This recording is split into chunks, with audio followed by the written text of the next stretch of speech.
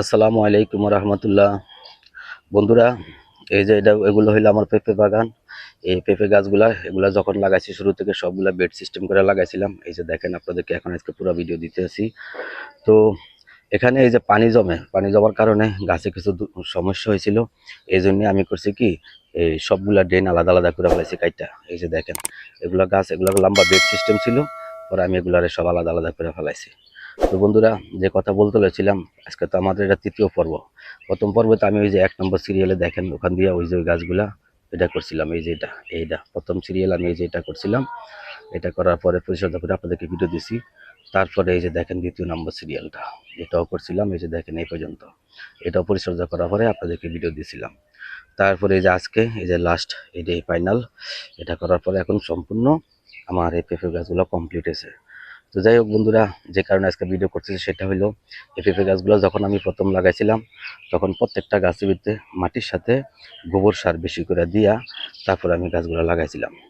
তো যাই হোক, গাছগুলো হয়েছে মোটামুটি ভালো। ওই পাশে 6টা সবগুলা গাছে গোবর সার দিয়ে লাগাইছি, কিন্তু এই যে এই বেডটার ভিতরে মাটি ভালো ছিল না। এখানে ভালো বেশিরভাগ মাটির থেকে ভালো বেশি, কারণ আমি আগে এখানে মাটি ফেলাইছি, তারপর বালু ফেলাইছি, তারপরে মাটি ফেলাইছি। এই যে দেখেন, এই জন্য। তো এই গাছগুলাতে আমি করছি কি, কিছুদিন আগে পরিচর্যা করছি আরেকবার। তখন এই গাছগুলাতে আমি সার দিয়েছিলাম, ইউরিয়া, টিএসপি, আর হইল গিয়ে আপনার পটাশ, এই 3 পদের সার মিলিয়া এই গাছগুলোতে আমি দিয়েছিলাম। তো যাই হোক, এই যে এই গাছগুলো বলতে যে এই সিরিয়ালটা খালি, এই যে 1 2 3 4 5, এই যে সিরিয়ালটা দিছিলাম। তো যাই হোক, গাছগুলো মোটামুটি মাঝখানে ভালো হয়েছিল। বৃষ্টি আসার পরে আমার কাছে মনে হইলো হয়তো পানি ফুনি নিচে টানে না, এই জন্য গাছগুলো আরো বেশি একটু লাল হয়ে গেছে গা, নষ্ট হয়ে গেছে গা। তো যাক, আজকে কথা বলার উদ্দেশ্য হলো, ওই গাছগুলোতে আমি এই পর্যন্ত 2বার, যে ওই 2 সিরিয়ালে এই সবগুলাতে গোবর সার দিছি।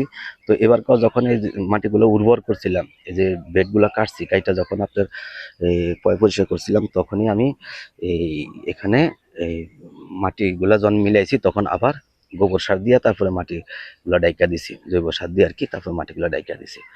তো বন্ধুরা, যে কথা বলতে চাইছিলাম সেটা হইলো, এখানে আপনার যদি গোবর সার, জৈব সারটা যদি ভালো করে দেওয়া যায়, মাটি যদি ভালো থাকে, তাহলে অত রাসায়নিকের প্রয়োজন পড়ে না আর কি। এই যে এগুলো লাগাইছি আমি রাসায়নিক ছাড়া, এই 2টা বেড।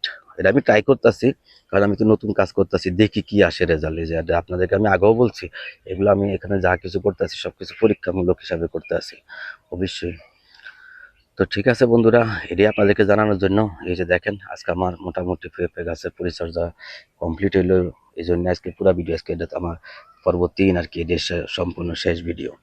তো শেষ ভিডিও বলতে এবারকার জন্য আর কি শেষ। তো এবার যখন আমি এই মাটিগুলা উর্বর করছি, সাথে গোবর সার, তারপরে গিয়ে আপনার হইলো গিয়া গোবর সার দিয়া বেশি করে মাটিগুলো আগে মিলাইছি, তারপরে গাছে গোড়া সবগুলো উঁচা করে দিছি। তো দেখা যাক, হের পরা ফুল ফল আসছে, দেখা যাক কি হয়।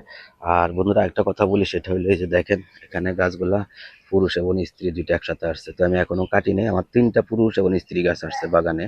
এই দেখেন এটা, আর এই যে দেখেন এই যে আরেকটা, এটার ভিতরে দেখেন এই যে পুরুষ এবং স্ত্রী উভয়ের ভিতরে ফুল ফল আসছে। এই যে একটা দেখেন, এটাও পুরুষ এবং স্ত্রী উভয়ের ভিতরে ফুল ফল আসছে। তো এই জন্য আর কি পুরুষ গাছ সবাই বলছে 2টা রাখার জন্য। যাই হোক, আমি এগুলো আর কাটি নেই, যেহেতু ফুল ফল আসছে। এই হলো আমার বাগানে সম্পূর্ণ গাছের ভিতরে টোটাল আমার এখানে গাছ আছে 20টা। এই 20টার ভিতরে এই 3টা আপনার এই যে দেখেন, এরা দুইজন, আমি 2টা করে লাগাইছি, কিন্তু একটা পুরুষ একটা স্ত্রী হয়ে গেছে। যাক আলহামদুলিল্লাহ, আল্লাহ যা করে ভালোর জন্য করে।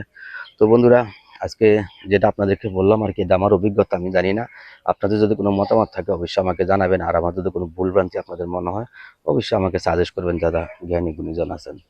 এখানে আমিও এক্সপিরিয়েন্স নিতেছি, এটা না যে আমি একেবারেই মানে এমনি এমনি এগুলো করতেছে। এগুলো করার পিছনে কারণ আছে, আমি দেখি আর কি আপনার রাসায়নিক ছাড়া কিভাবে কতটুকু সম্ভব আর কি জৈব সার দিয়া করা যায়, এই জন্য আর কি করছি। তো বন্ধুরা, আর কি বলবো, এই হলো আমার ভিডিও। এই যে দেখেন, এটাও আমার জৈব সার দেওয়া লাগানো গাছ। এটার ভিতরে এই যে দেখেন আলহামদুলিল্লাহ সুন্দর ফুল ফল আসছে, এই যেগুলোতে সবগুলোতে আসছে। তো যাকে 3টা বেডে লাগাইছি, এই যে একটা, 2টা, এই যে 2টা, আর হইলো এই যে একটা, 3টা। এই 3টা বেডে পেঁপে গাছ লাগাইছি। তো বন্ধুরা, আপনারাও যে যেখানে পারেন গাছ লাগান, পরিবেশ বাঁচান। বিশেষ করে আমাদের দেশের খাদ্যের চাহিদা মিটবে এবং আমাদের পরিবেশের ভারসাম্য রক্ষা করবে এবং পরিবেশও সুন্দর লাগবে। গাছ লাগান, যে যে গাছ পারেন, ঘরে পারেন, বারিন্দা পারেন, ছাদে পারেন, যে যেখানে পারেন, আপনারা উঠানে পারেন, খালি জায়গা পড়ে আছে সেখানে করেন, গাছ লাগান। আর আজকের মতো রাখি বন্ধুরা। আপনারা যদি আমার ভিডিও ভালো লাগে তাহলে অবশ্যই আমার ভিডিওগুলা লাইক করবেন, কমেন্ট করবেন, শেয়ার করবেন এবং সাবস্ক্রাইব করে আমাকে উৎসাহিত করবেন। তো ঠিক আছে বন্ধুরা, এখন রাখলাম। সবাই ভালো থাকবেন, নিজের খেয়াল রাখবেন। আল্লাহ হাফেজ।